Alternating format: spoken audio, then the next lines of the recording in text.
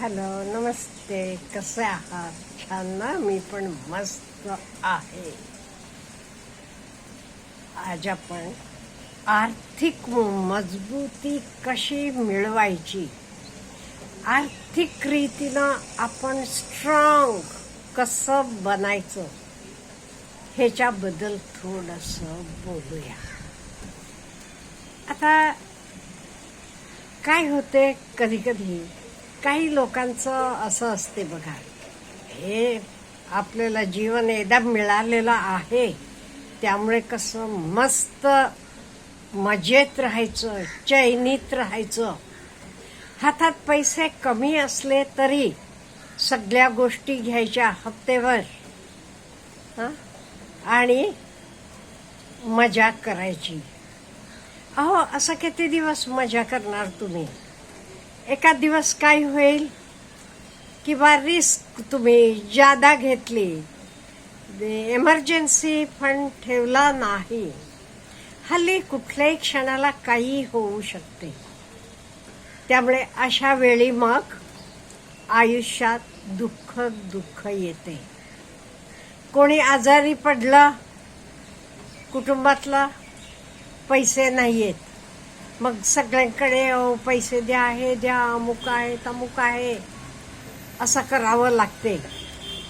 अशी आपली परिस्थिती व्हायला नको असं आपल्याला वाटत असलं तर आपण काही चुका करू नये.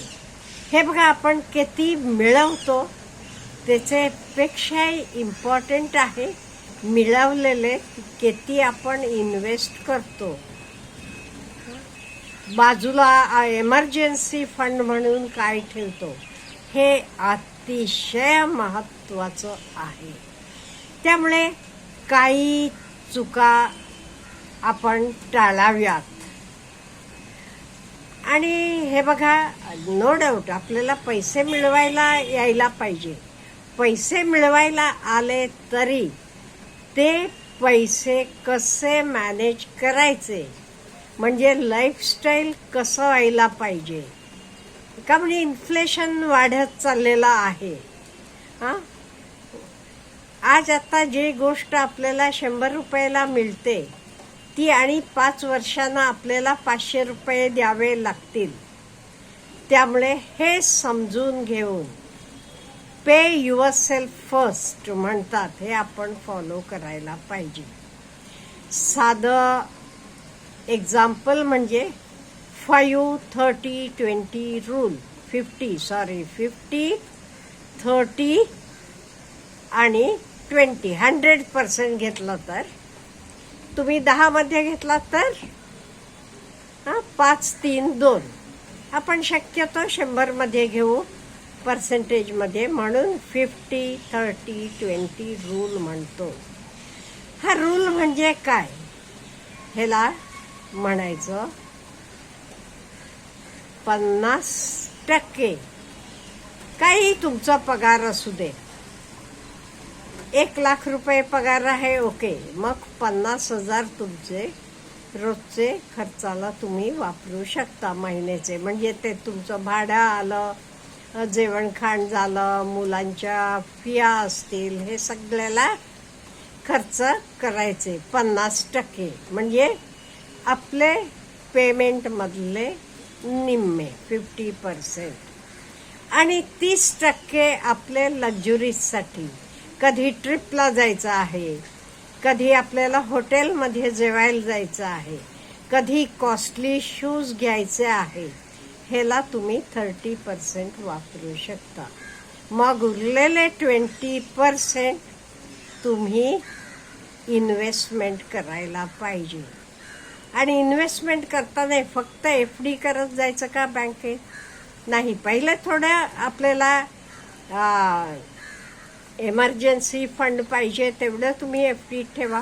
बाकीचं असं इन्व्हेस्ट करा, ते पैसे पण तुम्हाला आणि पैसे कमवून देतील.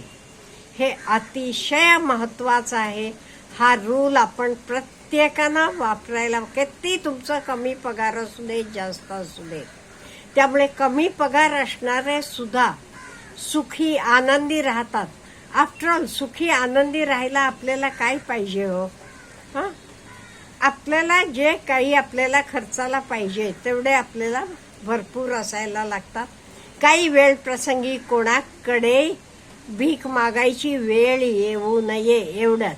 आपल्याला काही प्रत्येकाला अंबानी आणि अडाणी व्हायला पाहिजे असं नाहीये. मला हवं एवढं आहे, मनात आलं की मी कुठेही फिरायला जाऊ शकते, मनात आलं की मी हवं तर घेऊ शकते. वेळ प्रसंगी आजारपण अमुक अमुक झालं की मला कोणाकडे हात पसरावे लागत नाहीये. माझं मी तेवढे पैसे ठेवलेत म्हणजे मी खूप सुखी आहे, खूप रिच आहे.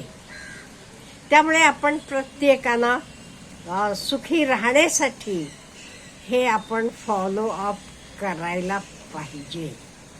आणि तुमचा कमी पगार असला तरी तुम्ही किती मिळवता हे महत्वाचं नाहीये. एकदा 2 मित्र होते, तुम्ही काही नाव द्या त्यांना, रमेश आणि साहिल म्हणून ठेवा. रमेश काय करायचा, आलेले पैसे सगळे खर्च करायचा, मस्त मजेत राहायचा.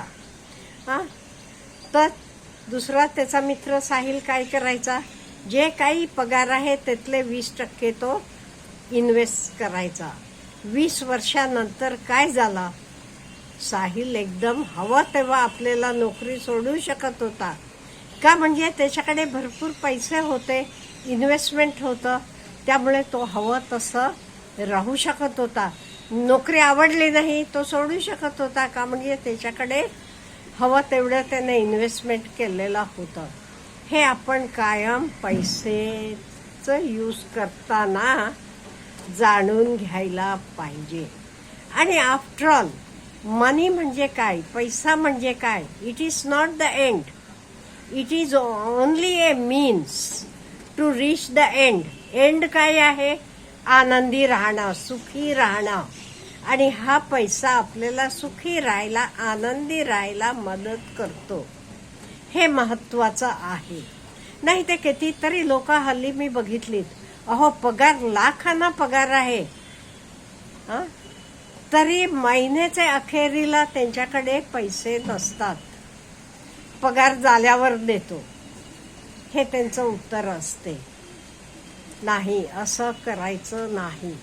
एमर्जन्सी फंड म्हणून थोडे पैसे बाजूला ठेवायचे, ते कधी काढायचे नाही. तसलं एमर्जन्सी प्रसंग आला तरच.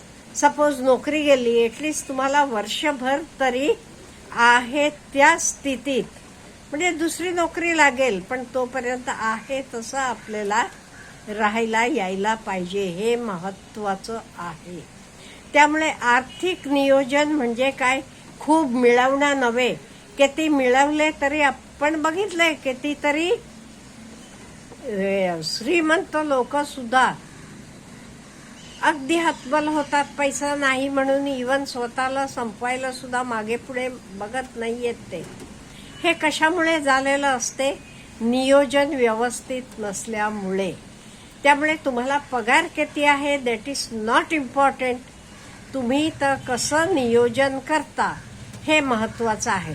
आणि एक लक्षात ठेवायचं, कधी आपला खर्च हा इन्कमपेक्षा जास्त असू नये.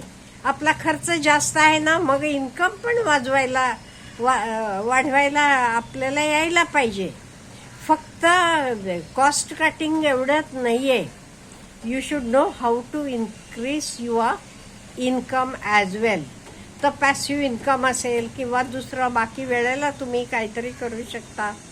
आणि हल्ली तरी आपल्याला खूप गोष्टी अवेलेबल आहेत. त्यामुळे आर्थिक नियोजन अतिशय महत्वाचं आहे. आणि आर्थिक नियोजन आपण व्यवस्थितपणे केलं का नाही, आपल्याला कधी टेन्शन येत नाही, स्ट्रेस येत नाही.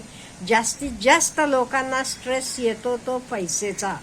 का, म्हणजे बाकी सगळी नाटकं करता येतात, पैशाची नाटकं करता येत नाही. पैसे दिल्याशिवाय तुम्हाला कोणी तांदूळ, गहू, काही महिन्याला लागणारं सामान देत नाही, कपडे देत नाही. तुमचं घरचं भाडं थकलं तर घर मालक म्हणणार रिकामं करा. त्यामुळे पैसेचं नियोजन हे अतिशय महत्वाचं आहे. आणि पहिलेपासून म्हणजे जेव्हापासून आपण पैसे मिळवायला लागतो तेव्हापासून आपलं हे नियोजन असायला पाहिजे, तर आपल्याला कधी कुठलाच त्रास होत नाही. Have a good day.